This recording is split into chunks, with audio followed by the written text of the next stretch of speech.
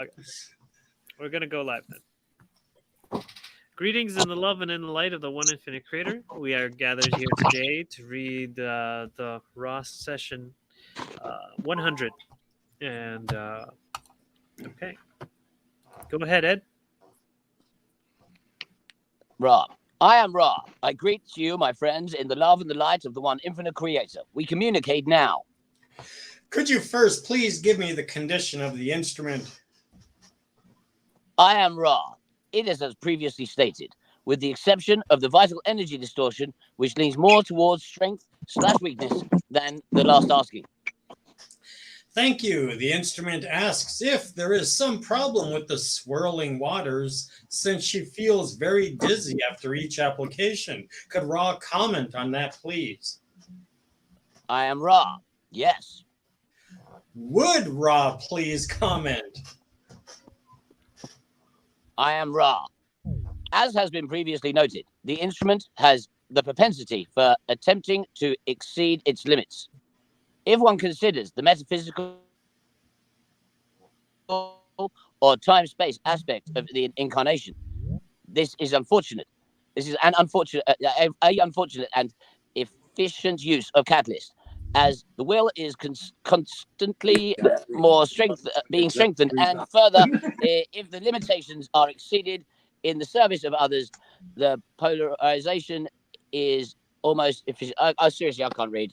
I don't know whether someone else wants to read. This is just going to be like stumbling. I don't even know what he's saying. Sorry. Okay. I tried. I'm rubbish. Okay. Well, thank you for trying. However, we perceive the query to speak to the space-time portion of incarnational experience, and in that framework would again ask the instrument to consider the value of martyrdom.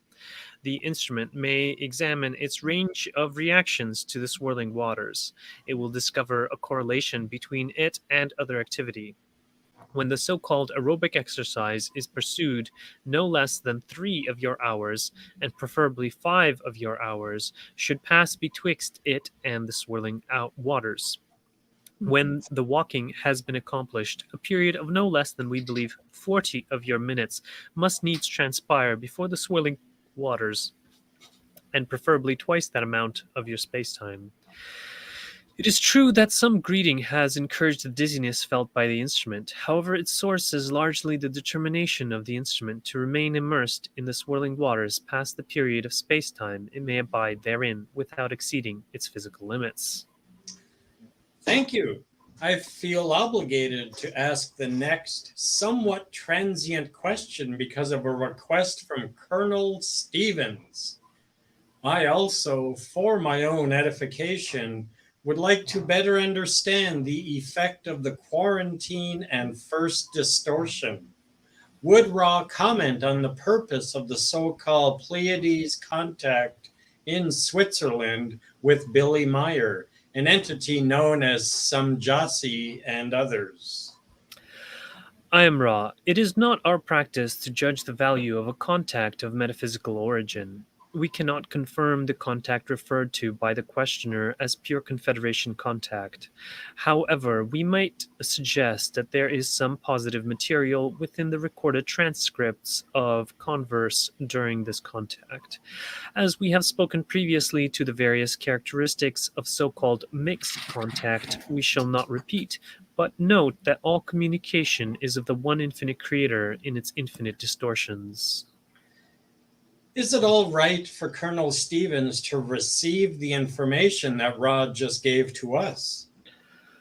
I am Ra. We find this information to be confirmation of already perceived ideas, therefore permission is freely given. Thank you.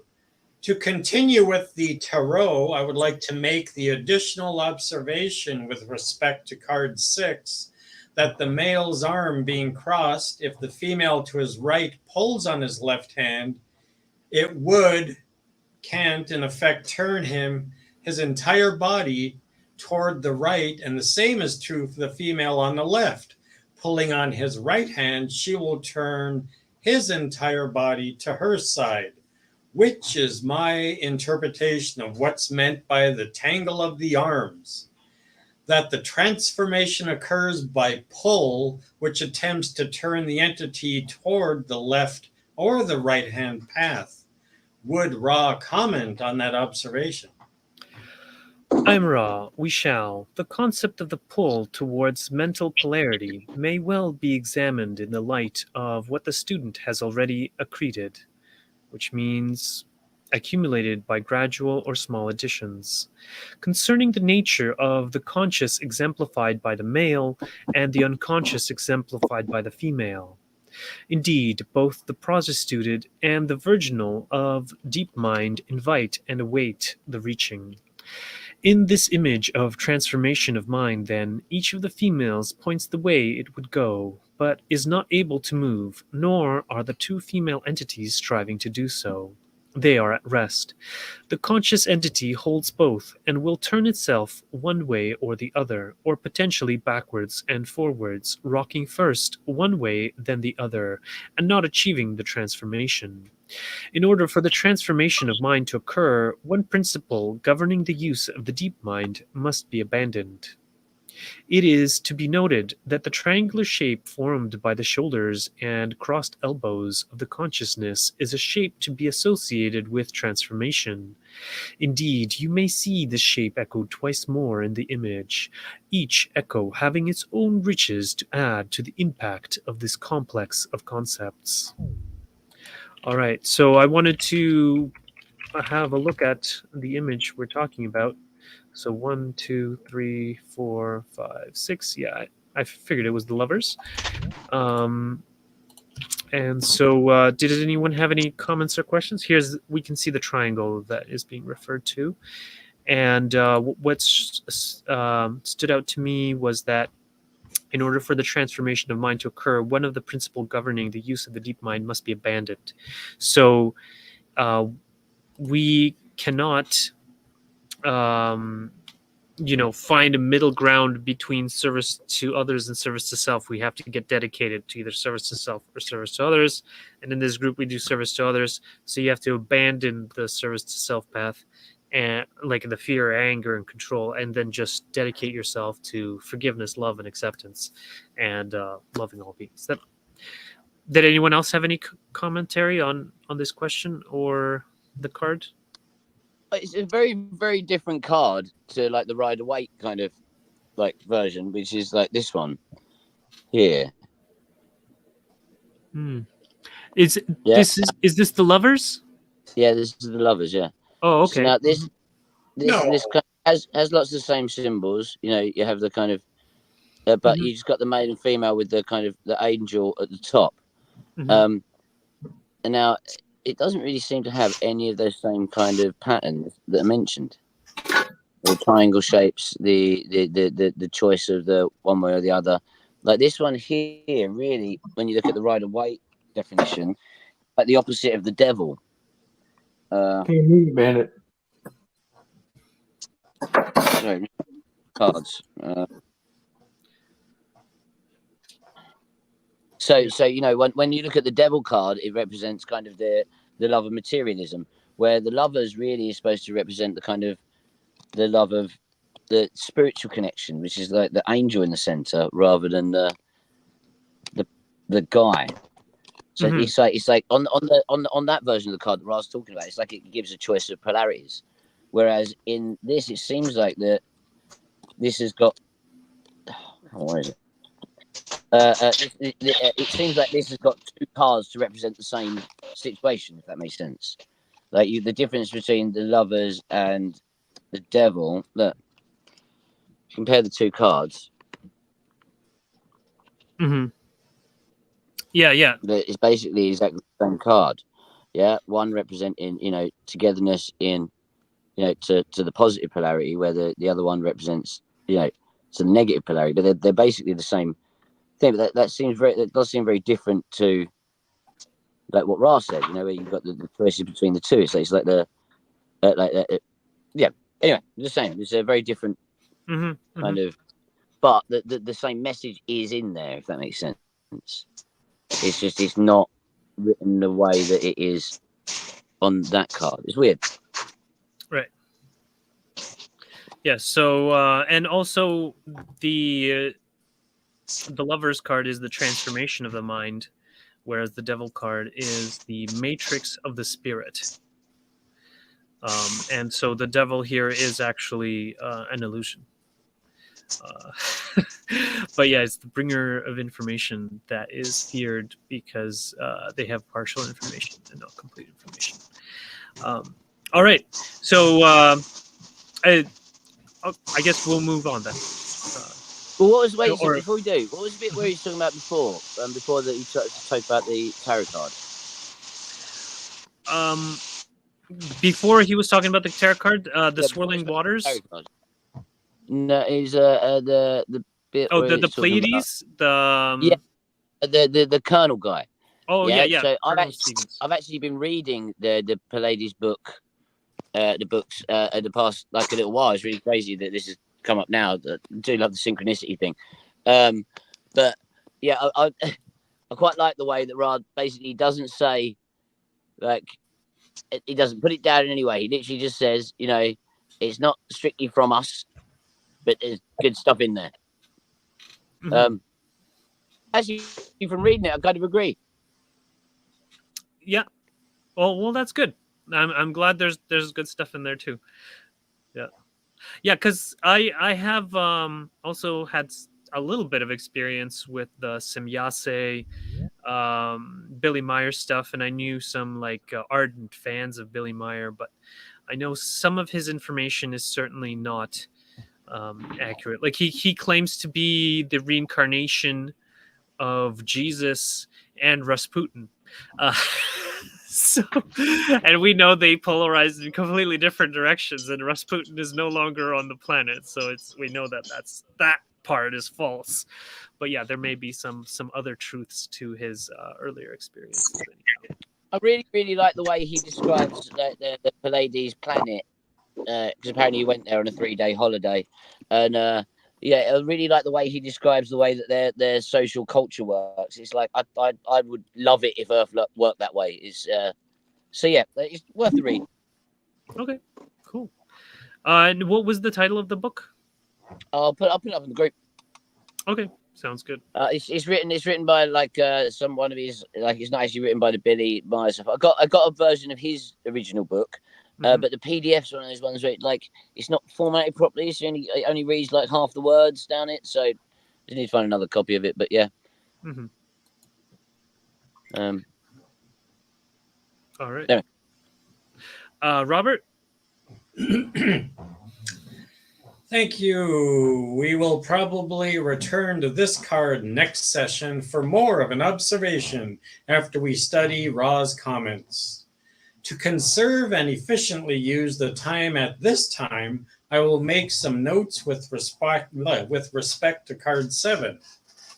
First, the veil between the conscious and the unconscious mind has been removed. The veil is the curtain, I would assume at the top, which is lifted.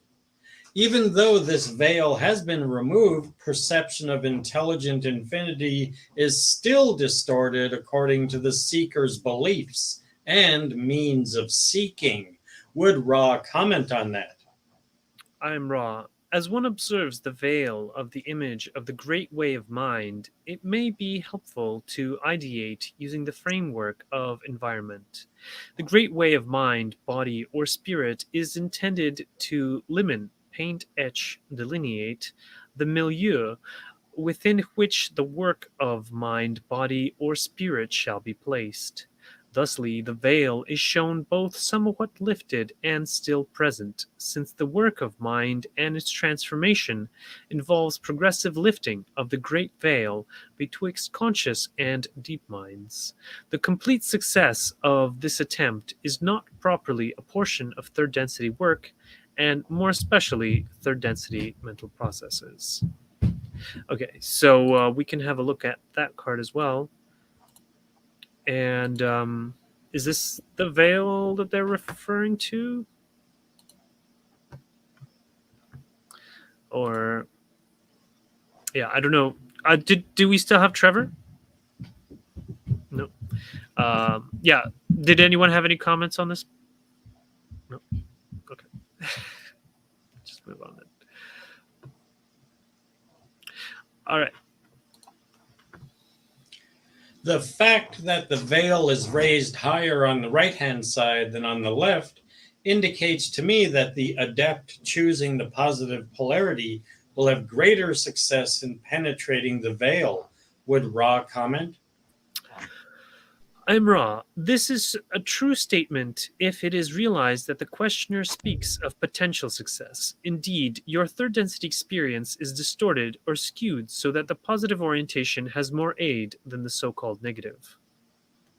It would also seem to me that since Ra stated in the last session the limit of the viewpoint is the source of all distortions, that the very nature of the service to self distortions that create the left hand path are a function of the veil and therefore are dependent, you might say, to some degree, on at least a partial continued veiling.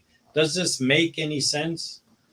I'm Ra. There is the thread of logic in what you suppose. The polarities are both dependent upon a limited viewpoint. However, the negative polarity depends more heavily upon the illusory separation betwixt the self and all other mind-body-spirit complexes.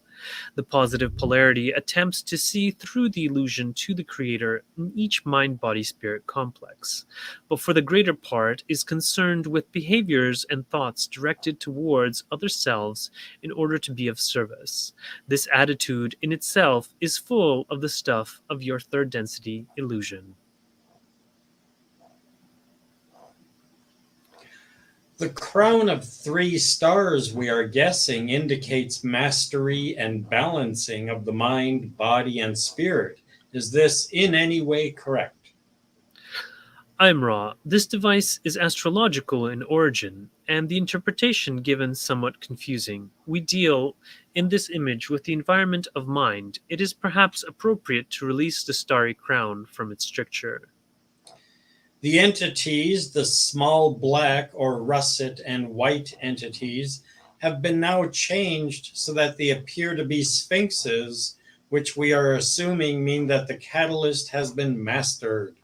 I am also assuming that they act as the power that moves the chariot depicted here, so as this mastery enables the mind in its transformation to become mobile, unlike it was prior to this mastery, locked within the illusion. Would Ra comment on that? I'm Ra. Firstly, we ask the student consider the Great Way not as the culmination of a series of 7 activities or functions, but as a far more clearly delineated image of the environment within which the mind, body, or spirit shall function. Therefore, the culturally determined creatures called sphinxes do not indicate mastery over catalyst. The second supposition, that of placing the creatures as the movers of the chariot of the mind, has far more virtue. You may connote the concept of time to the image of the sphinx.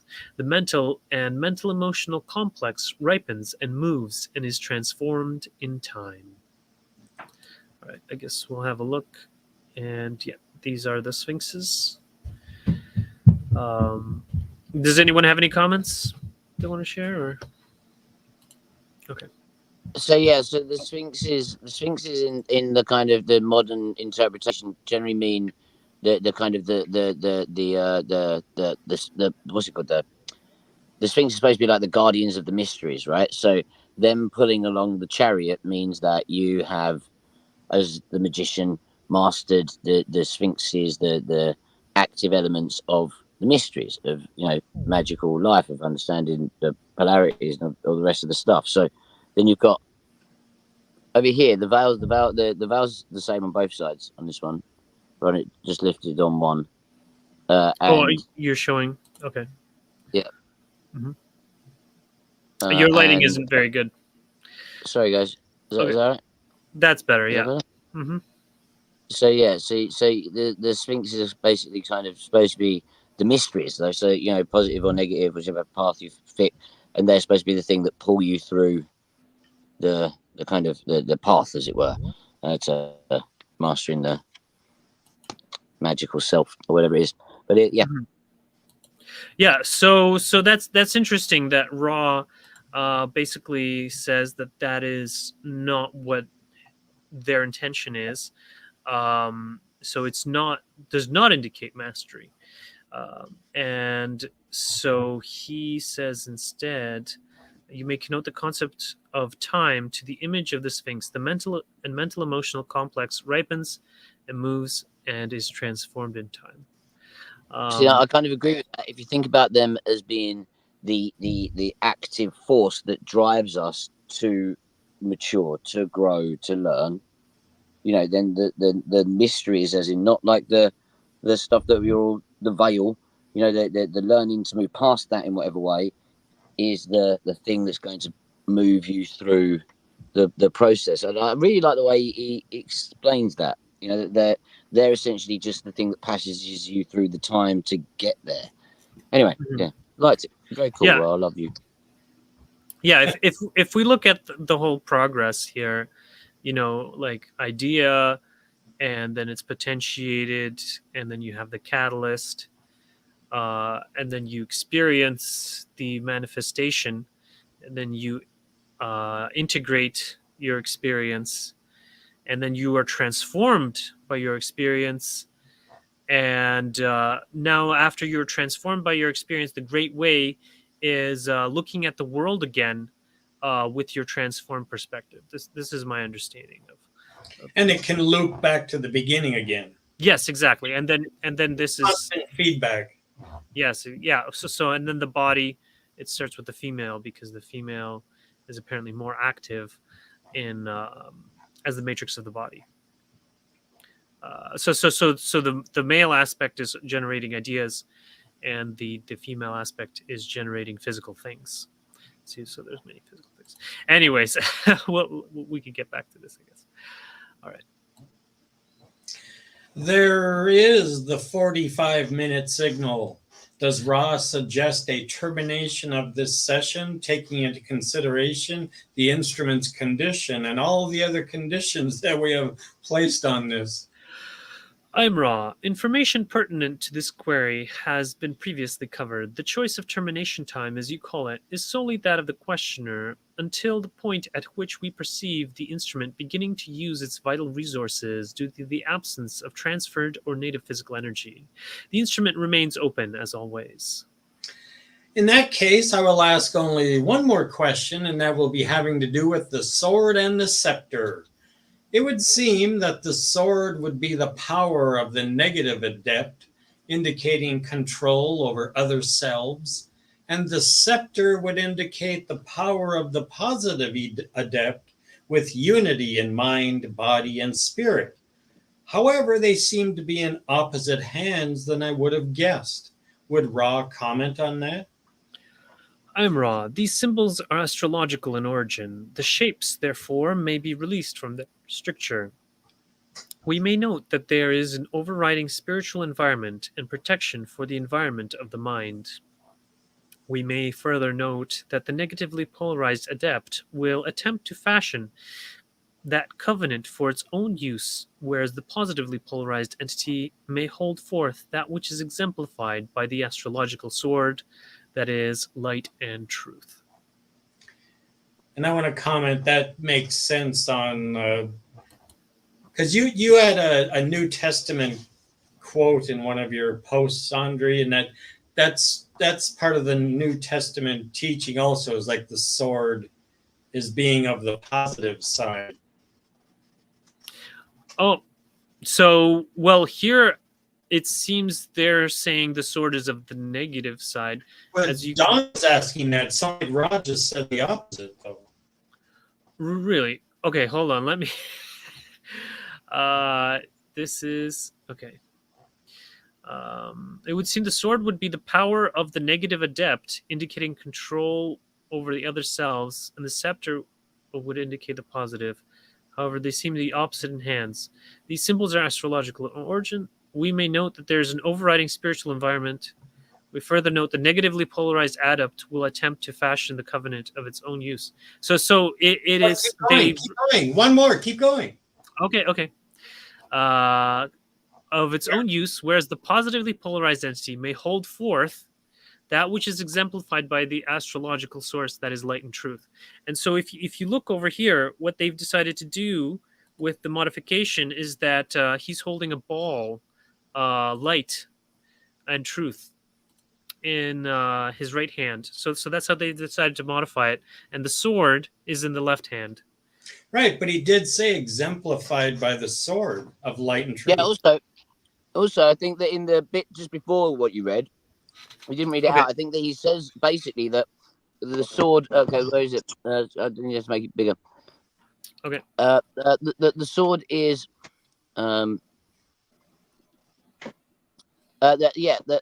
there is an overriding spiritual environment and protection for the environment of the mind.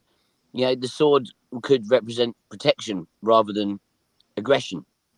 Right. So, you know, so the positively polarized hand can be holding the sword. Yeah. Because it's protection. It's not about outward violence. It's about that sword being there as to protect the environment of the mind. And the negatively polarized adept will still use a wand. Either one can be used for either thing. Right. Makes sense. Yeah. Mm-hmm. Yeah, and also the thing is, in the astrological side of it, the sword represents the air element, right? And it represents intellect, and it represents, you know, the spiritual growth of the mind. So it's not negatively polarized at all. It's the complete opposite in the astrological symbolism. Mm-hmm. Whereas a rod represents fire, which represents Right. kind of the active, forceful, magical sense, rather than the sword being air, being the kind of intuitive, natural. So once again, the sword is a positively polarized, not a negatively polarized tool. Well, yeah, I think that Ra was trying to make it make sense in the original cards. And in the original cards, the entity was holding a sword, and so Ra is saying that may hold forth that which is exemplified by the astrological sword, that is light Yeah. and truth. But Yeah, I that's think that the air signs would be the astrological exemplification. Mm-hmm. And then what he's talking about is the overriding spiritual environment and protection for that environment of the mind is why the sword isn't negatively polarized. Right. But yeah, it seems that they decided to, in any case, switch the objects and to be more consistent with the other cards, because you can see there's this is the service to others ball, right? And you can see it's always in the right hand because it's always the service to others path. And so you see it over here as well. And look at that sword, how it has the two what look like crescent moons, one facing upward like it's receiving, and the other facing downward like it's giving. Oh, over here. Yes. And Yeah. the line in between representing like the battleground of third density, you know. Also, the sword's facing down. You know, it's into the ground. That would represent, that would to me suggest, you know, protection, and you know, it's not being wielded. Exactly. It's being held to show power rather than to wield power. That's what I was seeing also. The downward one is giving, the other one's taking, sort of. Well, my feeling is that it's downward because it's protection, whereas if That's it what was up, it would be they've got the attacking. sword ground down because it's there to show. It's protection. They're not wielding it to control or to do whatever. It's there to show, you know, don't fuck with me, dude. Exactly. I got this sword, and I know how to use it. And I'm firmly grounded. But I will wield it with love and light, my friend. Yeah. Protecting the mind. Yes. Mm-hmm. Where are we? What's going on? There. Would there be two more appropriate objects or symbols to have the entity in card 7 holding in its hands other than the ones shown? I am Ra. We leave this consideration to you, O student, and shall comment upon any observation which you may make. I will save that for next session, and I will ask if there's anything we can do to make the instrument more comfortable or improve the contact. I'm Raw. All is well. The appurtenances are most conscientiously placed. We thank this diligent group. There is much greater distortion towards harmony at this asking, and we join you in praise and thanksgiving. This is always the greatest boon to improvement of the contact, for it is the harmony of the group which supports this contact. I am Raw. I leave you in the love and the light of the One. Go forth, therefore, rejoicing in the power and in the peace of the one infinite Creator, Adonai. And I greet you in the love and light of the one infinite Creator, and remind us to recognize the divine within each of us and yourselves, and to put our faith in the one infinite Creator for all sustenance. As we discuss the session and any related matters in the love and light service to others way. All right. So, does anyone have any questions or comments? We got 4 ladies down there. Let's hear one of you. Sure. Yeah, I have a question. How do I see myself on the screen? I know you guys can see me, but I can't see myself. Oh, you can't. There should be a toggle tile view, Yeah. and then if you toggle tile view, you should be able to see everybody, including Yeah, yourself. I can't see myself. No. Did you Maybe I Did pressed you- the button. Did you press the tile view? Yep, I pressed the tile view. See myself. Yeah, we can see you, and the YouTube people can see you. So Mhm. I can't see my. I don't know. Okay. I was just wondering because it was working, now it's not working. So oh, maybe I pressed a button. I didn't know. maybe. Okay. I'll And you- figure it out. I'll And- go to YouTube and look it up. Then you can see yourself.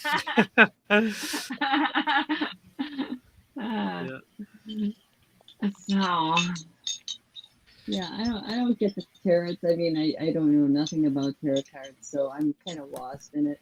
But I was thinking when you were talking about the sword and what was the other one, the scepter. Now in the hands of a negative polarized person, could it be used as a weapon or not of light, love and light or whatever? Could it be used as negativity, right? And what I was also thinking was the right side of the brain is creativity and the left side is more logic and reading and all that. So is that why they're on one side or the other? Or no? So That's a crazy, interesting question. yeah. Yeah. In terms of the right brain, left brain, I don't think that's what they mean.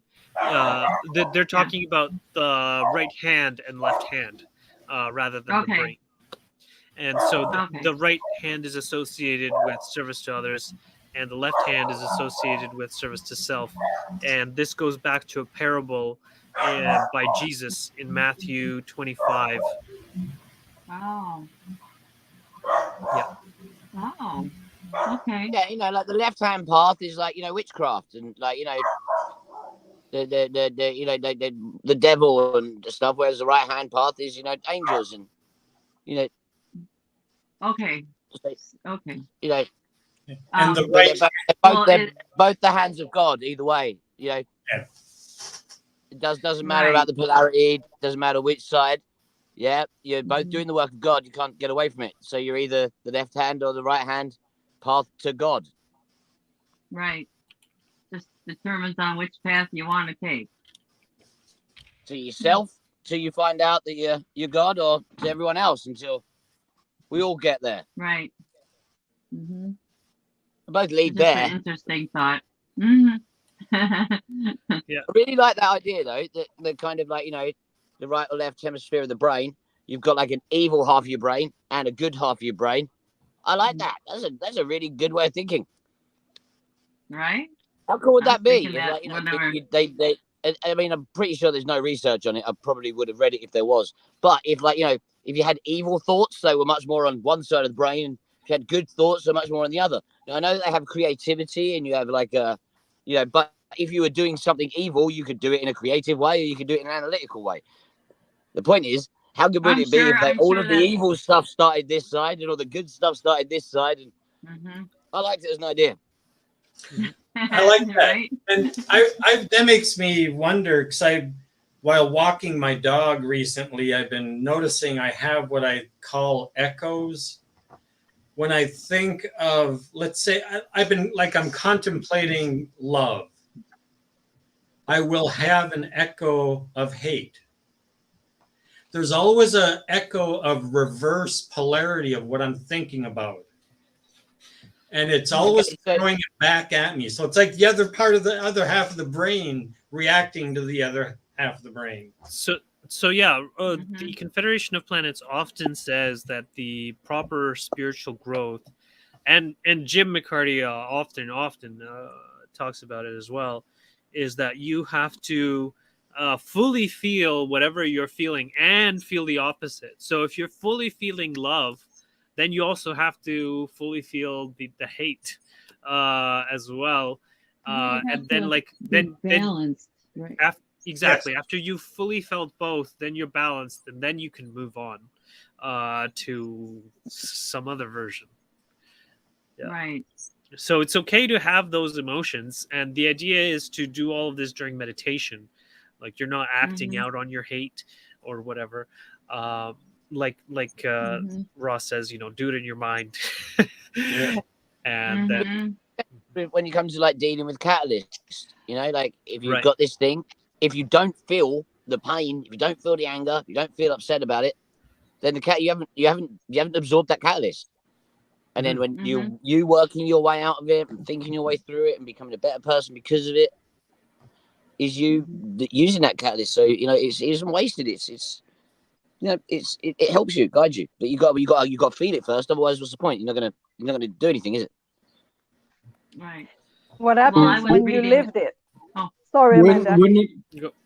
No. I just want to say, Andrew, you say that we should not have the two polarized, we should be in a meditative state, not think it. But what happens when you live it, like literally at the same time, and it's not even out of your control? I'll give you an example. This week, I was in the public transport. The bus driver was really, really obnoxious. And I made a comment to him because I felt compelled to, bite back. But at the same time, this sweet lady who asks me to help her get down the bus, and I helped her with my open heart. And then the two occurred at the same time, and I'm there. Oh my God, what a beautiful moment! And when I got down the bus and I helped her down, and all I know is this driver is shouting some obscenities at me because he was not happy that I put him on the spot. And I just looked at him with a big smile and I said, you know what? I still thank you for your service and I wish you a good day. But not in a smart way, just like truly, it's like, oh my God, what just happened? Like I lived the negative and the positive at the same time. That's awesome. I couldn't believe it. Thank you for sharing. Thank you. I was reading that that one it's a book. They're Tom. They were the only planet of choice. Planet of choice. And what they said, I think Tom was, if you're balanced in your negative side and you're balanced in your positive side, you're really balanced. You're super balanced. So if that's how I read it correct. Yeah. So like I said, the main difference I find between Ra and Tom is that Tom says basically, like in humans in this form, yeah, all the polarity and everything is massively vitally important. But in third density is where we are here. Really, you need to learn how to be the central point, the balancing force, which is love between all of it. So you Right. like I said, like that's why I always say that it's about being the middle pillar. Yeah, you've got to realize you've got Now everything I from kind love. of understand. Yeah, Yeah, I've everything from love, understand but now. The do it to middle, balance The with the world we live in. balance. With what we are as an animal and what we are Right. emotionally to what we are spiritually and what we need to ascend to become. Like Mm-hmm. be that central point, and that's the best that we should try to do here. Because the right. actual kind of the journey to the extremes of the polarities, they happen in other lives. Yeah, we're here to learn love. We're here to learn that central point in the system. Yeah, which we are. That's where we're at. Yeah, we're at that middle bit.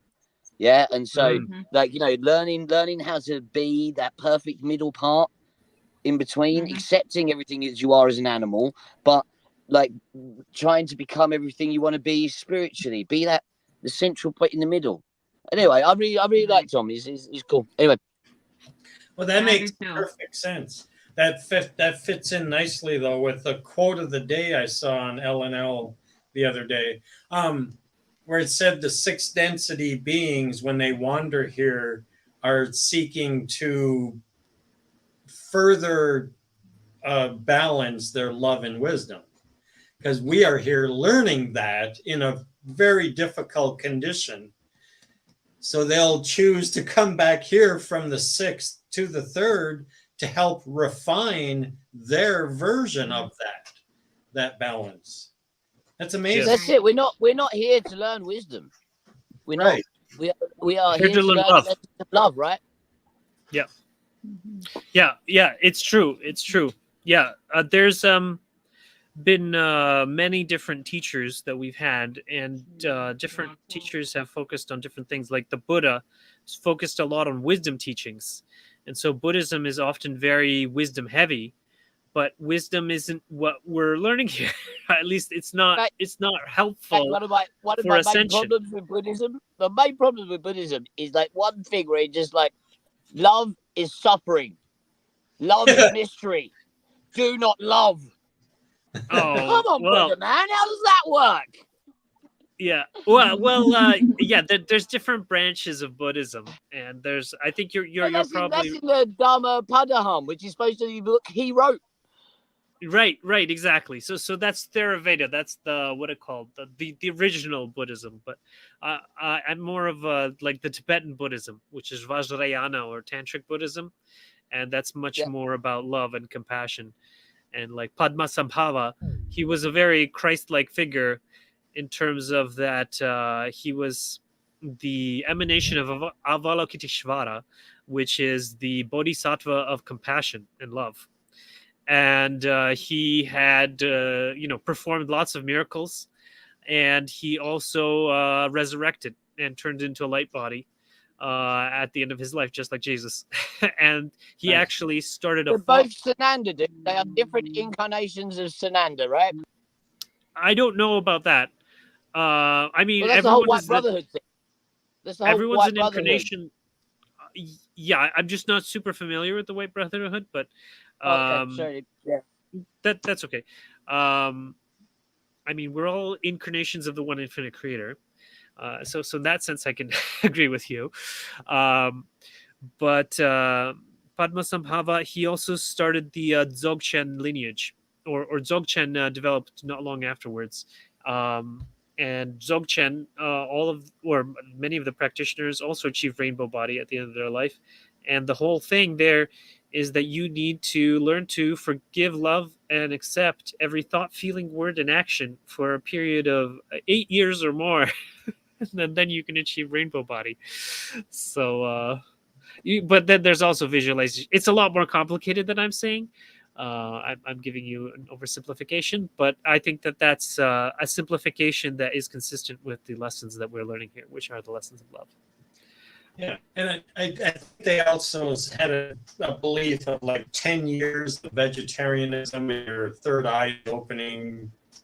Anyway, could that be like Buddhism was approximately 565 BC, and that would be towards the end of the age of Aries. And then when the age of Pisces began, that's when the love aspect was given its due thing. That's what it sounds like to me. It sounds like the previous one was maybe more wisdom oriented. Yeah. Well, from what the Confederation says is that the Buddha felt at the time that the people of India were severely lacking in the lessons of wisdom, and so he felt he could be of greatest service by giving them lessons of wisdom. Right. But there was Confucius also around that time. Yeah. And also there's it depends on the type of wanderer. Like if you have a fifth density wanderer like Dawn, then then whenever they're incarnate, they're going to be continuing to pursue the lessons of wisdom. And so whenever you talk to them, you're going to get the lessons of wisdom. And for instance, if you have a service to others sixth density wanderer, when they incarnate, they're going to be pursuing the lessons of intuition because they have not developed their third eye in their previous incarnations very much, and they're having an opportunity to do that in their sixth density. However, it is the previously service to self wanderer who has not developed their heart, who is going to be most astutely pursuing the heart while they're incarnate, since they're a recent convert to using the heart. And so they will talk about the heart and share in their learning about the heart. Whereas the service to others wanderers already know everything about the heart, so they could answer your questions about it, but they won't generate as much content because they're not like learning it and then sharing it at the same time. So what? Jesus was.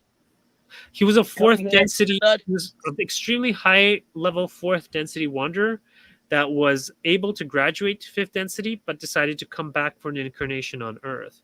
And so he did not know the lessons of wisdom, and so he was just basically pure love. His Yeah, whole but like life you was said just that he came back. pure He come love. back to learn the lessons. So, so- I was talking about so sixth density. So Yeah, I was but talking about so, sixth density so wanderers. if the sixth density needs to come back to kind of learn how to use the heart. So what you said? So Jesus didn't come back to learn how to do anything. No, he was demonstrating the lessons of love because he was a high level fourth density entity who had mastered all of the lessons of love. And during his incarnation, he was demonstrating all of the lessons of love without delving into wisdom or anything that could confuse a person by going into a different direction. And so that's why he is considered such an ideal or artist. Like I think the Confederation calls him an artistic expression of sacrifice, but or martyrdom. And the Christos, the crystalline human that we're supposed to kind of try to be. Get everything lined up and crystalline in a specific pattern. He's supposed to be the pattern, right? Well, I guess he definitely demonstrated the pattern. That is how that's the goal, kind of like, of fourth density, is to be like Jesus. And so if fifth density to be like Buddha. You could say that. I don't know if he was super high fifth density going on to sixth, but I definitely know for Jesus he was super high fourth density going on to fifth. And so he had, all of his miraculous powers were the same kinds of powers that you get when you do that practice I was talking about of loving every thought, feeling, word, and action for a long time.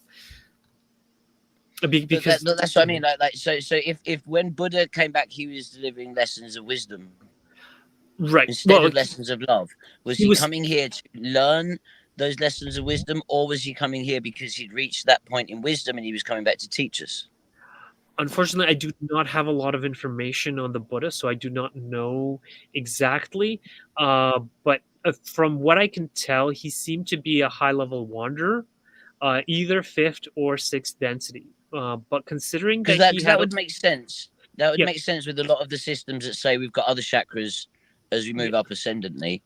And you know, once we complete this point, then we achieve kind of Christ consciousness is the next step up, and then the next one up is supposed to be the Buddhic consciousness, which would make sense going end of fourth to end yeah, of fifth, right? yes. So Which would it's also make sense for him coming back and delivering lessons of wisdom, like we were discussing. Like, yeah, he could have been either fifth or sixth density, because a fifth density will definitely, when they're incarnate, focus on lessons of wisdom. And like, I mean, that's definitely what he was focused on. But it's possible as well that he was a sixth density entity, and he just felt that he should focus on uh, lessons of wisdom while he was here. Like when in my incarnation here, in my striving to be of service, I didn't know what kind of lessons I should focus on in sharing. But then the Confederation of Planets said, focus on love. That's what people need right now, and so that's what I do. I focus on lessons of love, and I share those. And also, I am, what do you call it? A while ago anyways, had been a service to self entity for a long time. And then so I reached that halfway point where I couldn't go any further without opening my heart. And then I opened my heart, and then so now I'm pursuing the lessons of love, and I'm learning to forgive and love people in all kinds of situations. And that for me, that's the most difficult catalyst. And I'm doing my best. I think you're doing awesome, dude. Thanks. Yes. Yeah, but yeah, I know some, like when I've talked to other sixth density wanderers, like what not Jim McCarty, who's the other guy, Amanda, him and his wife often attend the other group. Do you remember? Oh, Yeah. I thought Well- his name was Don too, but maybe not. No, I know who you're talking about. No, I don't remember Okay, his well, name. I don't remember their Trish- names. But Trish and Austin But, and No, not Trish and No, Austin. the okay. they're an older couple.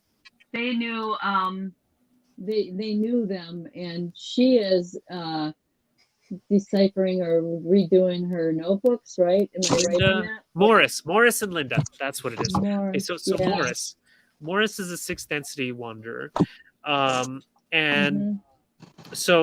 but their service to others wanderers. So they're, and like Jim McCarty as well. So they're fully, or like they've already developed a lot of the love part, and their real growth potential is in the intuition aspect. Mhm. Yeah. But it's just I like them. They're nice people. I've already fully developed my intuition, and so for me it's like, well, my greatest growth is in the heart. Mhm. Right. Growth I potential. was going to ask a question. Jesus, he didn't he teach go and to Tibet or Somewhere and learn from the monks or from the people out there? Didn't he go to So, do some It was time there? Kashmir. Oh, okay. And so there is some evidence of him having gone to Kashmir, both during the 20 some years between when he was a baby and when he started his Mhm. ministry, as well Right. as after he resurrected, he also visited Kashmir and the people there. Oh, And Apparently, in that 20 years beforehand, he went all over the place, didn't he? He went to Egypt, he went to Greece. Apparently, he spent time with the Druids. He literally did like a massive world tour before he even started his church. Yes, yes, it's true. Yeah. There was even I mean, that's where the name Jesus comes from, is that he was the carpenter in Britain, Mhm. named Isus or Mhm. whatever, and Constantine was from Glastonbury, Emperor Constantine, and so he took the carpenter, the name of the carpenter god, who was Jesus, on his Mhm. visit. But yeah, it was all during, it was, during the period he was away from Israel, basically. And yeah, so Right. he Well, had there was, visited yeah. Kashmir after he died, and there's even he left his footprints. He left his in the stone, because in the Himalayas, that's the traditional thing to do when you're an ascended master, is to leave a handprint or a footprint in some stone. Mm. And so he left his footprints, and so we know from those footprints that they actually, how they crucified him was they put one foot over the other and used a single nail to drive through Right. both feet. And that's how we know, Mhm. because we can see his footprints in the stone there. Right. Wow. And not many people Interesting. know that there's really no record in Rome of how they crucified. There really isn't. No. No written record of how they did it. We just Mhm. know they did it. Hmm. Mhm. So that's a good evidence of how they did it. Yeah. Mhm. Yeah. Some say it was just on a pole. Some say it was on the cross pole. You know the. So I don't. I Well, you don't know know. the I whole mean, like We point it know with was the it. a. cross. The whole We know point it of was the a cross. cross thing is the way that you die is actually suffocation. Right. Right. Yeah. The way So, your so legs holding are. your arms across like that puts pressure on the rib cage, and eventually On the you rib just you cage, can't and breathe. yeah. So Right. if you're Right. tied to a single pole, then you don't get the same pressure. Yeah. So Ah. so I read a book about it, and that extensively looked at all of the historical data on it. And so what they found was that the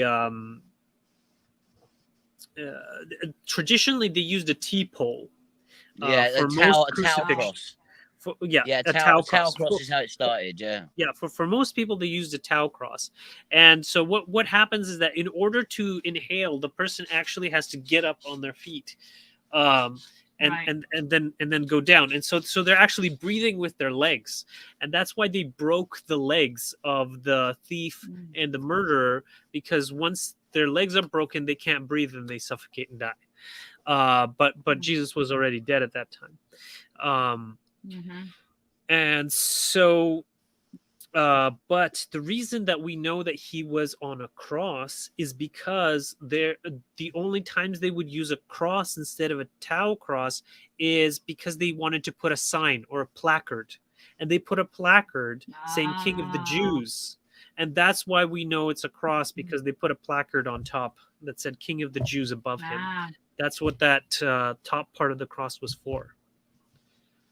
Oh. Makes sense. Mhm. Yeah, it does. Yeah, Mhm. yeah, and the Mhm. Orthodox cross, here I have it, includes the sign, the where Oh it says yeah, "King of the the sign. Jews." Yeah. INRI. Hmm. And this is where they put his Mhm. feet. Yeah, Mhm. NIRI or whatever. That's Yeah. got quite INRI. far-reaching connotations itself.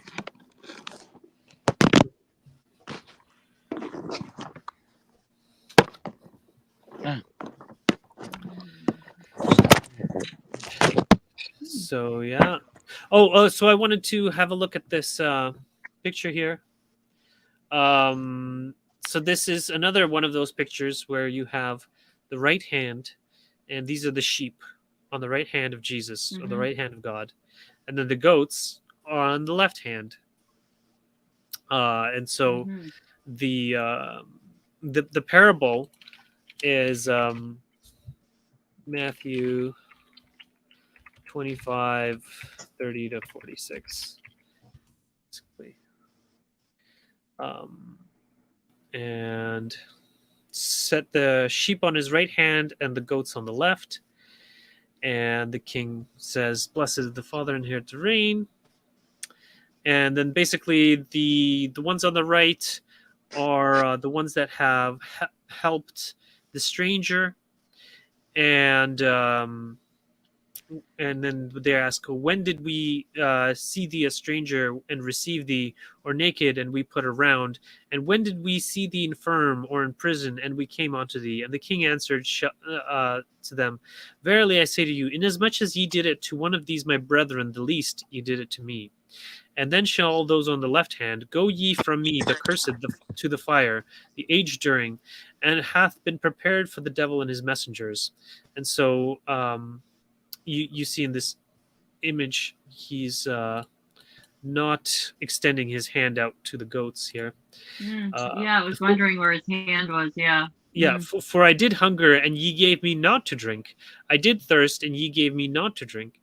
Not to eat, not to drink. And a stranger I was, and ye did not receive me. Naked, and ye did not put around me. Infirm and in prison, and ye did not look after me. Then shall they answer, they also saying, Lord, when did we see thee hungering, or thirsting, or a stranger, or naked, or infirm, or in prison, and we did not minister to thee? And then shall he answer them, saying, Verily I say to you, inasmuch as ye did it to not one of these, the least, ye did it not to me. And these shall go away to punishment age during, the righteous to life age during. And so that's what this whole picture is depicting, is this particular parable. And that's why in the law of one material, the right hand is service to others and the left hand is service to self, because it's the right hand is the sheep and the left hand is the goats. Left hand is the goats. Yeah. Yeah. Wow. That's I'm left-handed, but I serve little children. Yeah. And I'm sure there's lots of service to self people who are right-handed as well. And then I work with both hands, so. Middle pillar. I'm kind of ambidextrous. Me too. Yeah. What does that mean? Ambidextrous? That means you can use both hands. It doesn't mean anything in the law of one, though. Middle pillar. Middle pillar. You got the balance, right? Oh, we lost it. Oh, there you go. There you go. I'm Middle shifting pillar. around. Here's I the like middle it. pillar, the hanged man. It's weird you said about the hanged man, yeah, because the hanged man, that is a tau cross that he's hanging from. Yeah, well, not here, not in this one. But yeah. Oh, and that one, yeah. He's between two trees. Yeah. Oh.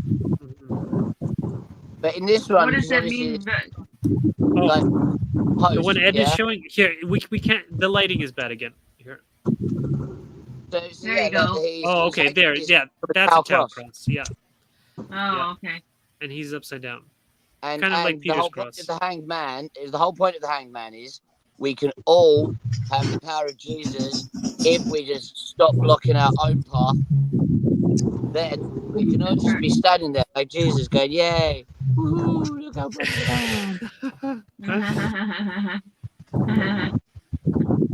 Hey, so do you guys see that thing all the way down there?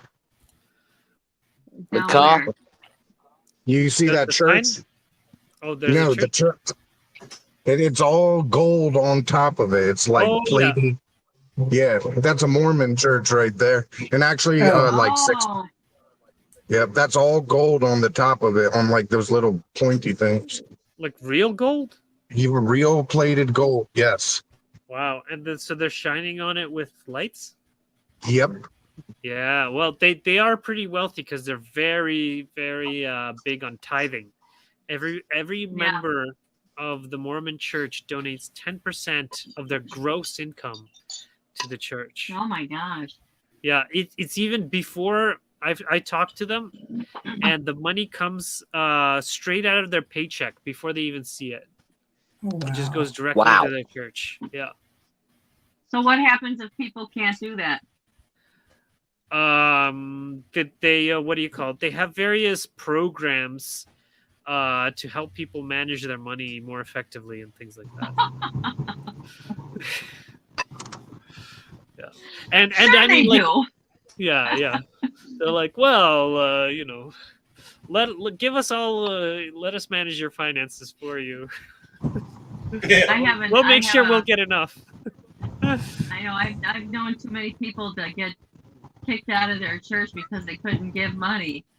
I mean, and these people were poor, and they couldn't. There was no money to give, and they're like, the church is like, you know. So for them, it would be, what do you call it? For I did hunger, and ye gave me not to eat. And I did thirst, and you gave me not to drink. So, service to self. Yes, exactly. Those were service to self churches there. Yeah. Most service to self. My church is just like forests and things. Under the guise of a good church. I actually, we had a conversation. We had someone from America, from a church in America, come over to our Anabaptist church, and they were like, "How do we deal with poor people? Because we don't understand poor people, because we're all rich in our church." And I was, so I said, Jesus asked us to come out to the poor and help the poor, and God is giving us the opportunity. God is giving you that opportunity. He's giving you poor people so you can be of service to them, so that you can help them, so you can prove yourselves worthy of the kingdom. And they're like, "Oh, that's what's happening." Yeah. The other thing I always think about is the story about like how you've got all the people trying to queue up to get into heaven. And then you've got the guy that's like, "I've got all this money, let me in, I've got this money." And they're like, no, you can't buy your way in. And then this guy comes over and he's going, "Well, I haven't got any money, but you can have this, it's like 20p or something." And then they're like, "Yeah, so you can come in because you're a good person." And the rich guy's going, "I've got all this money." It's like, that's not the point of life. It's true. It's true. I was reading recently how before Christianity began in the Roman Empire, the rich always helped other rich people. The rich never considered helping the poor. They did public good, but that was for self-interest. It helped promote their own self. Ego. Yeah, as a rich person, I will provide this building for public use, but it's named for them or whatever. And so then Christianity came along and they started to teach, they had to teach the people, you take care of the poor. You don't take care of the rich. You have to share that money with those who don't have it. Yes, because everyone has the divine within, and we have to love and be kind to all beings. And there's a good quote here, James 5:3. Your gold and silver are corroded. Their corrosion will testify against you and eat your flesh like fire. You have hoarded wealth in the last days. Because if you think about it, you can't take it with you. And if you can't do anything good with it, what's the sense? I mean, I know everybody has to have some money to live and blah, blah, blah, blah, blah. But if you're super wealthy and you see somebody that's really struggling, just help them out and don't expect. I always look at it like this. If you're going to give from the heart and don't expect anything back. Just do it, and you're going to be helping that person, and maybe you'll change their whole life around, stuff like that. I've always believed that. Always. Yeah. So. I know the Confederation says that it's actually difficult. It's to be rich and have spiritual progress because you, or to be wise or whatever, to be very different or above anyone, because you have to overcome this pre-incarnative choice and learn that everyone is equal, that everyone is worthy. Right. And and if you're like super rich, that can be very difficult to learn. And also, if you're very rich, then you have a lot of opportunities to give and to be kind and things like that. And so that's how it will testify against you. It's like you had all this money. You could have, set up an intentional community and helped a bunch of people, planted a food forest, and helped create all of these good things. And that's what was your plan in life. And what did you end up doing? You hoarded your wealth greedily and you stayed home all alone. Yeah. It's like, that wasn't the more the they plan. have, the more they want. Yeah. Yeah. If they're on if they're on the service to self path, then yeah. Because if you don't open your heart, then you feel unsatisfied, and you can never have enough. You're always wanting more. You're always wanting more, right? Yeah. Yeah. This is one that I made. What do you call it? Stumbling blocks to Jesus Christ discipleship, and yeah, it has the section on money tensions, love of money, and hoarding and worrying. Don't worry about money. And there's misplaced. By focusing on amassing wealth, one risks neglecting the eternal values. Jesus uses a parable to underscore this. Luke 12. But God said to him, "You fool, this very night your life will be demanded from you. Then who will get what you have prepared for yourself? This is how it will be with whoever stores up things for themselves, but is not rich towards God." And God includes everybody.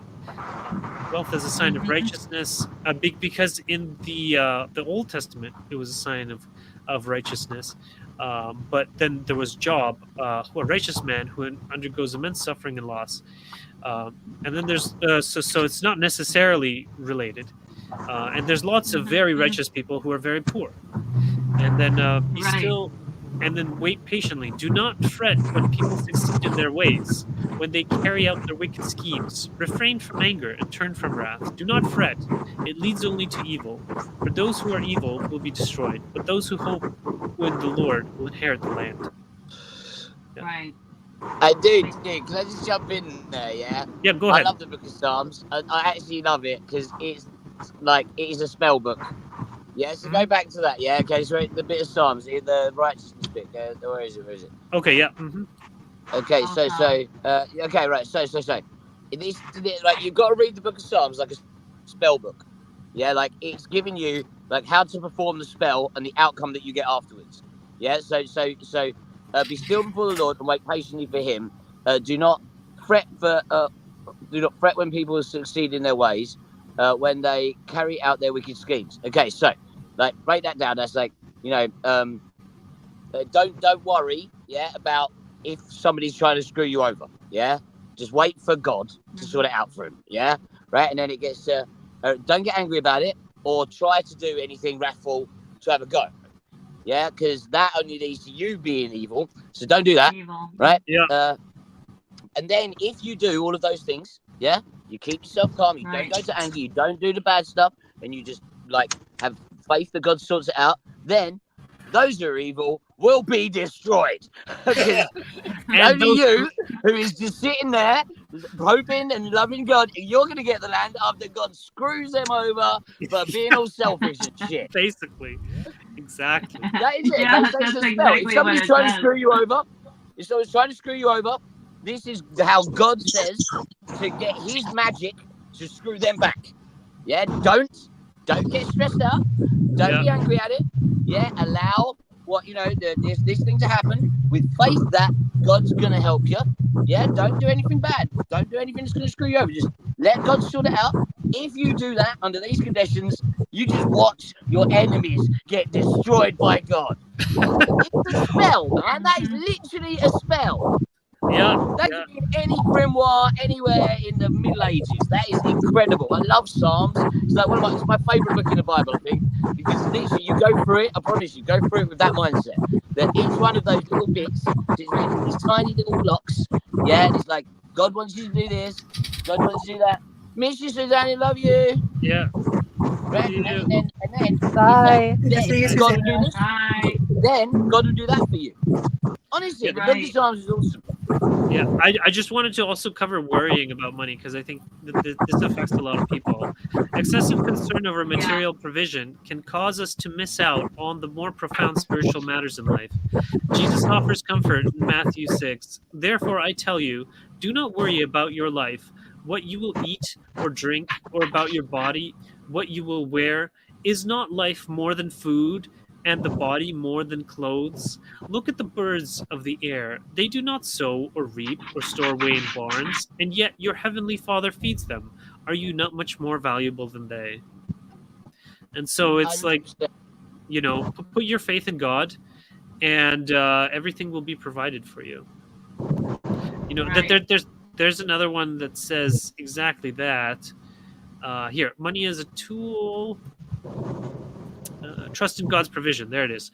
True richness Yeah. is found in trusting God's provision, not just as in material wealth, as Jesus assures in Matthew 6. So do not worry, saying, what shall we eat, or what shall we drink, or what shall we wear? For the pagans run after all these things, and your heavenly Father knows that you need them. But seek first his kingdom and his righteousness, and all these things will be given to you as well. And Okay, well, I'd take offence to that. I'd say that that's actually kind of harsh. I'd say the pagans do not run towards those things. If anything, if you look at most proper kind of, I don't know, at least from the Druidic, Celtic standpoint of paganism, that is the complete opposite. That literally you trust in nature to deliver all of those things without any doubt and without any need of, it to be God specifically that you're trusting in. So.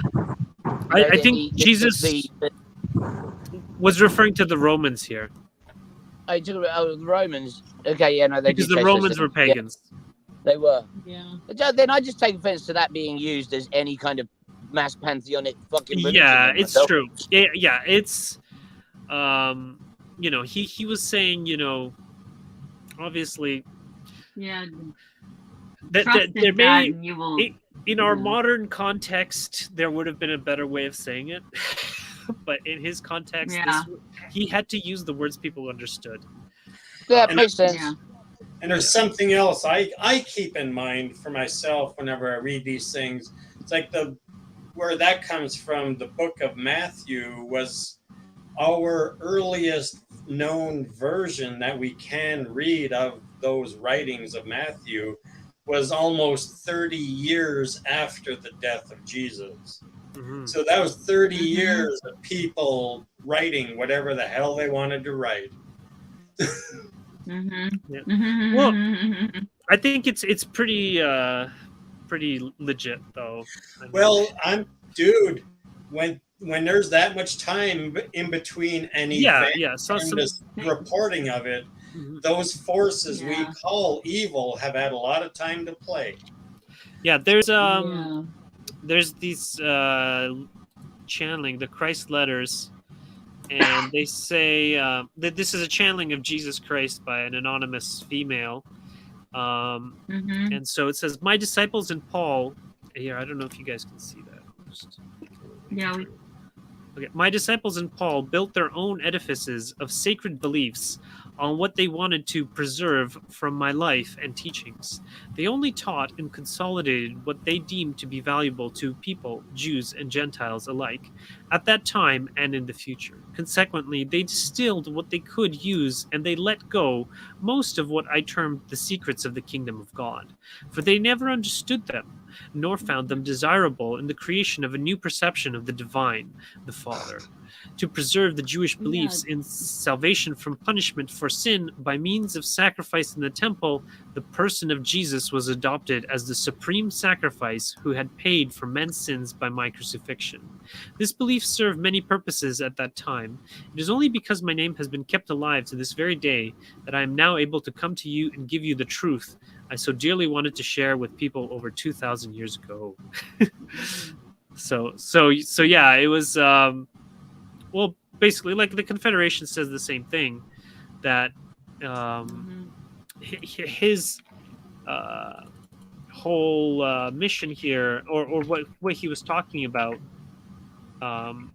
was completely different. Like weren't the, they? Weren't? Oh. yeah. So yeah, I have what the Confederation of Planets says about Jesus here, Jesus and the cross. Mm-hmm. Oh, Mm-hmm.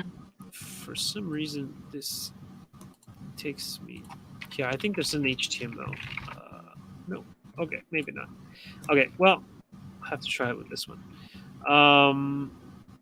And basically, they say that the master known as Jesus was a man living a channeled or inspired and very impersonal life, yet containing and expressing emotion and affection. The master known as Jesus saw a pattern emerge during the short time of his actual ministry, the pattern of a warlike people, and he wished to become again a great kingdom, as it had that had wished they wished for it to as it had been at one time. It was felt by this teacher that as had his friend John the Baptist gone, so would he. And he wished for them to realize and truly know that their identity, their nationhood, and their kingdom was eternity itself. He wished them to lay down those weapons which make kingdoms of earth and pick up instead those tools of peace and love, which might create the growing and life-giving knowledge of a greater life, a greater kingdom than this earthly one. Thirdly, this entity wished by his death to be remembered as one who intended to die of love for those who killed him. He wished to be remembered as one who loved. He wished to be a symbol of the greater kingdom, which was the true kingdom of his people and all people. His instructions about bread and wine were that these be taken in remembrance, and when this food was taken, it would be food not of this earth, not filling the hunger of the illusory plane, but rather he hoped it might be as the true manna, which is infinite and which feeds an infinite hunger, the thirst for truth and right action. Above all, he did not intend any who wished to be a disciple rest back on his laurels and thinking again in gratitude of the Savior, which is extremely common in modern Christianity, while continuing a life of which was uninformed by those principles which the one known as Jesus taught. Indeed, the master known as Jesus had a stark vision of the nature of the illusion you experience. He saw the type of consciousness which you share, with all its distortions and limitations, as producing a situation in which martyrdom was the nature of life experience. The brevity of life within the physical body was a melancholy fact to him, and the master wished, therefore, to imbue the suffering, the martyrdom of brief lives, with a deep and abiding sense of the value and worth of sacrifice of living a life. His instructions to his disciples included the words, "If you wish to follow me, take up your cross and follow." This entity also said, "Be whole and perfect as the Father is whole or perfect." The discipleship hoped for, that is, the discipleship which Jesus the Christ hoped to inspire, was a discipleship of sacrifice, the sacrifice of attachment to treasure, the sacrifice of the overwhelming attachment which most entities feel to doubt, despair, darkness of mind, and disconsolation. This entity believed wholeheartedly that every fiber of its being, that the kingdom which he called heaven was within and all about all of us. He saw the kingdom of heaven in seeds, in fields, in the leaven of a loaf, and in the heart of any human being. He hoped by rising again to give hope to those whom he knew and loved. He hoped that those whom he had left behind would share the excitement of eternity. Many others have seen souls who have left the earth world, have spoken to them, have touched them, and known the life indeed of this infinite process. The one known as Jesus Christ also wished to leave the remembrance, this remembrance behind, and he did. Yeah. Yeah. That's pretty much it. Yeah. So I think there was one thing I forgot here. We realized that these are the written down. Oh, so he was saying, he who sees me sees not me but the Father. I do not nothing that which is not done by the Father. And he said to all these things you shall do, and greater also. We realize that all these things are written down and have been quoted, and that these have been for scholars to see and for priests to teach for many years.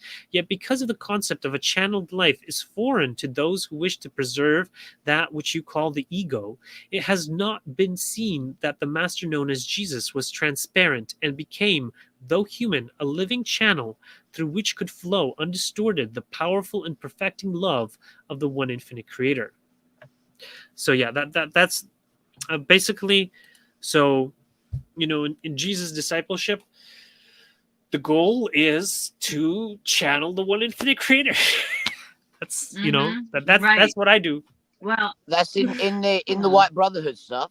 The Melchizedek and the what's the other one? The Saint Germain things. They talk about that exact same thing a lot. That Jesus was just one of these many people that channeled Sananda essence or whatever, which is basically like whereas we're all kind of pieces trying to get back to God, that's like a piece of God coming back to us from what I can work out. So when you get these people that come in and live in incarnation, this channeled life as they talk about it, that's this direct line to God speaking through them, giving the lessons that the people there in that place need to know. And apparently according to the White Brotherhood, that's one of the reasons why Earth gets so much attention, because we keep repeatedly getting this Sananda presence turn up and teach us new things, where most places in the universe, he turns up like once or twice the entire evolution of the race. He's had to come here loads because we're just stubborn and don't listen and end up worshipping him instead of who we should worship. Same with Ra, that's just what we do, isn't it? It should be like, I want to be like Jesus, not oh praise Jesus. Right. Yeah. Right.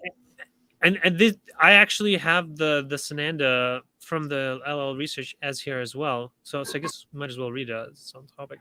As to the name Sananda, the Christ name has moved through many namings.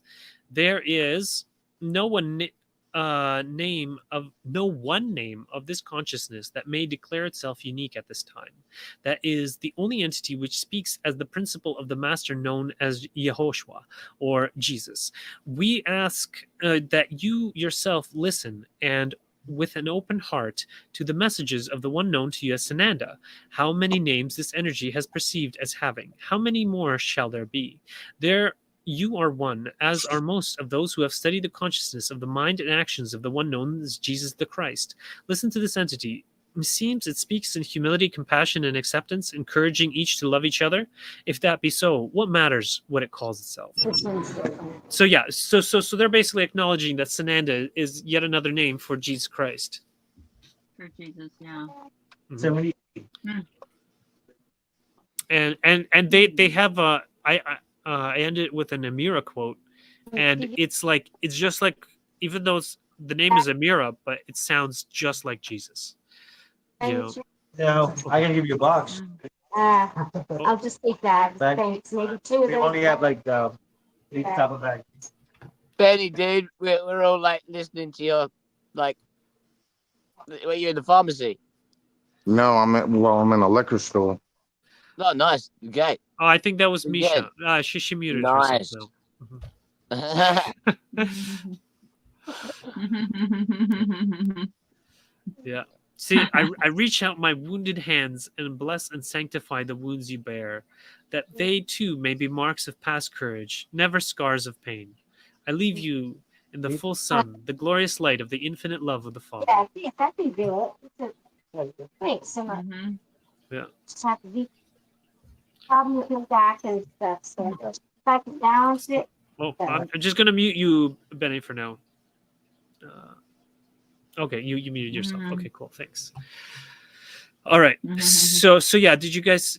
Oh, and I guess just while we're on this topic of the channeling and stuff, so I did come up with a little flyer on the journey to the inner kingdom, and this is basically. Hello. Nope. Froze up. You really need to get that new internet connection up. There he is. Hey. So anyway, the whole thing that I think about to talk about, I'd say the most important statement in the New Testament, in comparison to the Old Testament, is the kingdom of heaven is within. Yes. Right. Yeah. Because across the board, that's where Jesus is telling you to meditate. He is telling you to look for all of these answers, all of these things inside you. Yeah, not out here, not in the material world. This is all bollocks.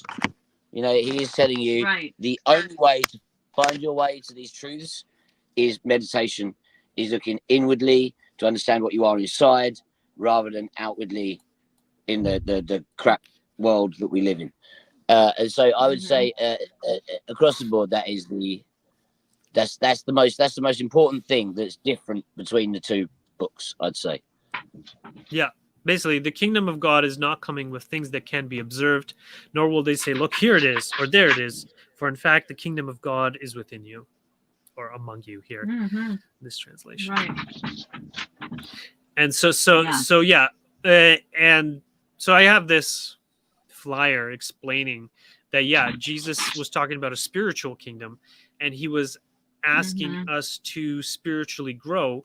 And he was also showing that you can do it in this life, and that John would inherit the kingdom.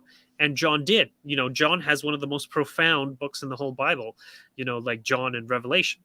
And so he, because a lot of the lip service Christians believe that that Jesus was wrong, that the kingdom didn't come, and that we're still waiting for it,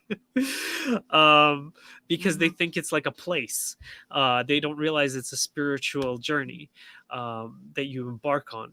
And so I made an explanation of the spiritual journey in this is the same as in Buddhism and all those shamanic rituals and stuff like that. But this is in the context of Christianity, which makes it easier to.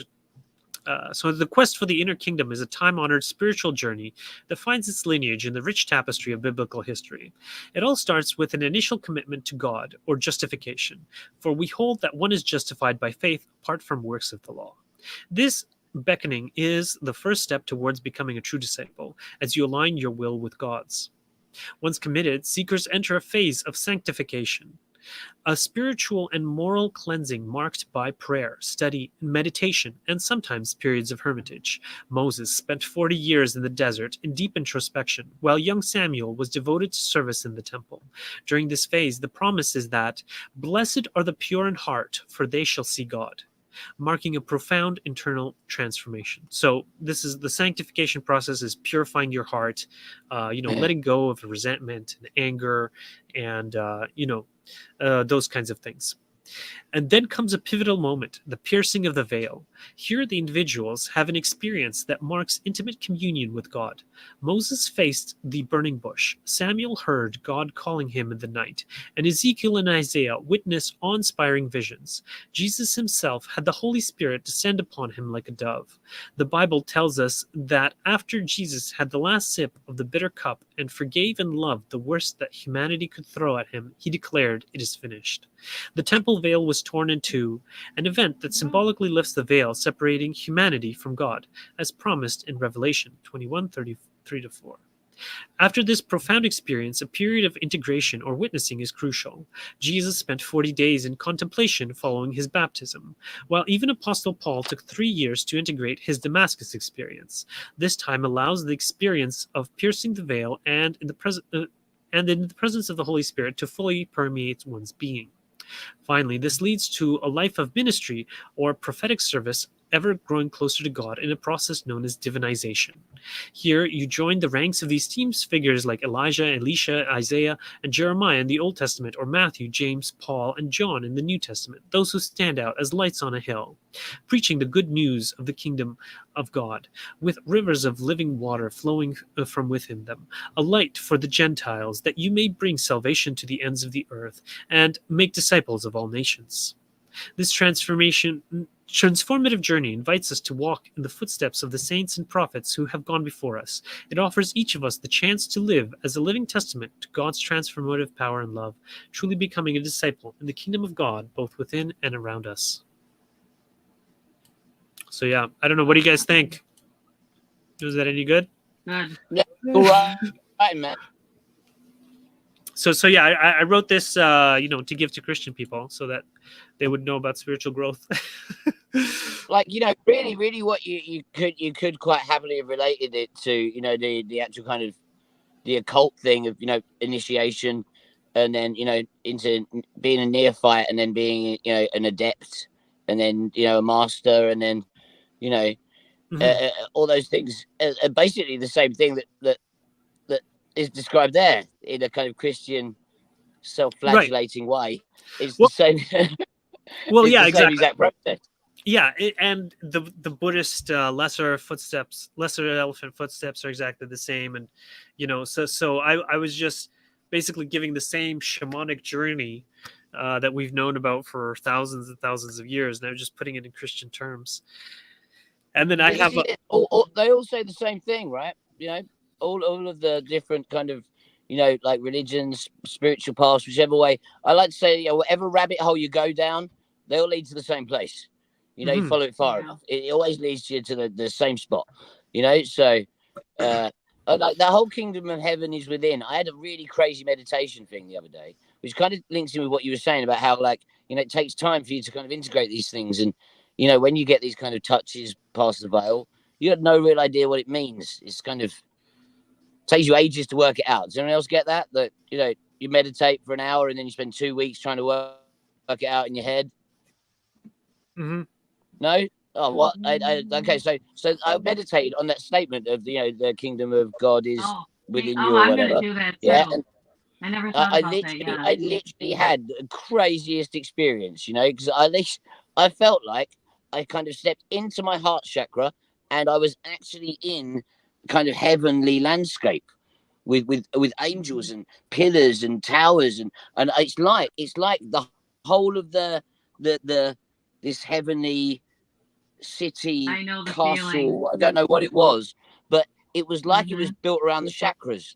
Yeah, and as I climbed these staircases and I went through all these kind of plateaued areas, it's like different like areas of heaven, as it were, or of the spiritual kind of planes. They were all devoted to different kind of functions that related to my chakra energies and like who I was, as it were.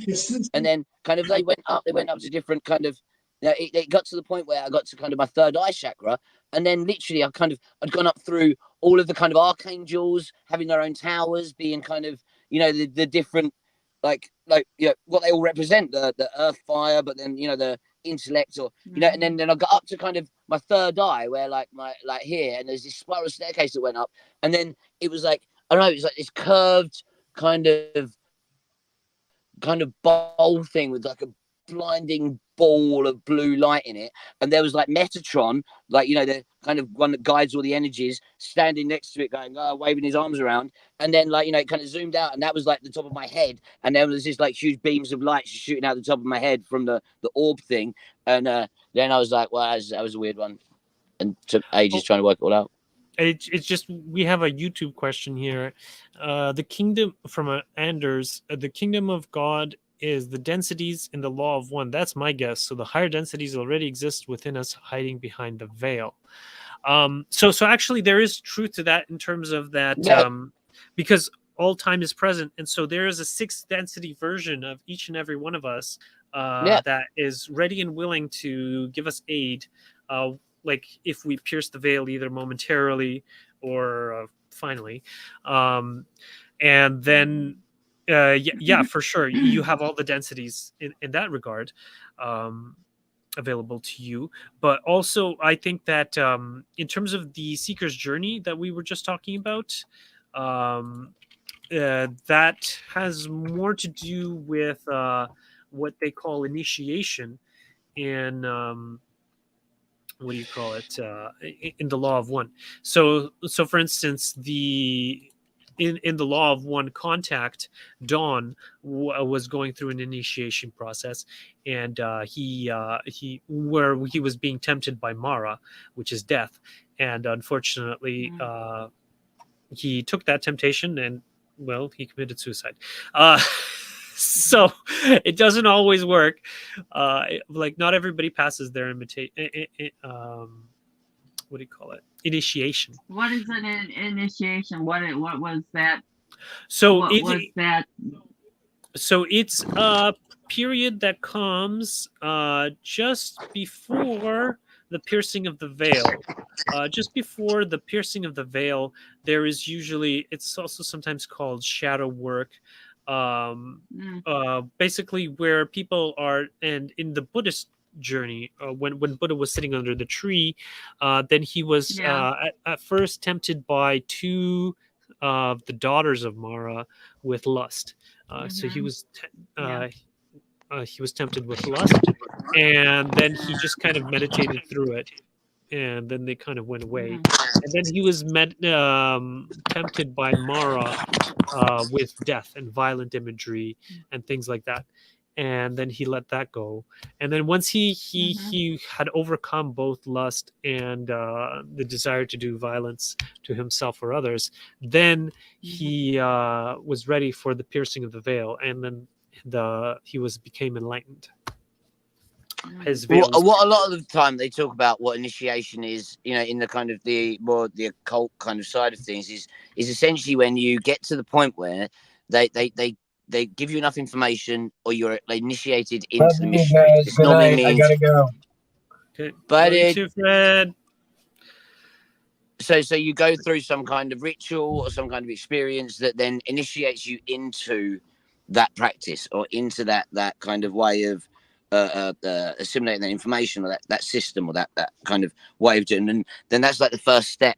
So when you just pierce through and you get that first little glimpse of there being something greater, and once you're there, that's you initiated. You know that there's something greater then from that point on. Back to the question. Hey, look, we've all been there. I think that once you get to a point when you've had some conclusive spiritual experience, then that's you initiated. Like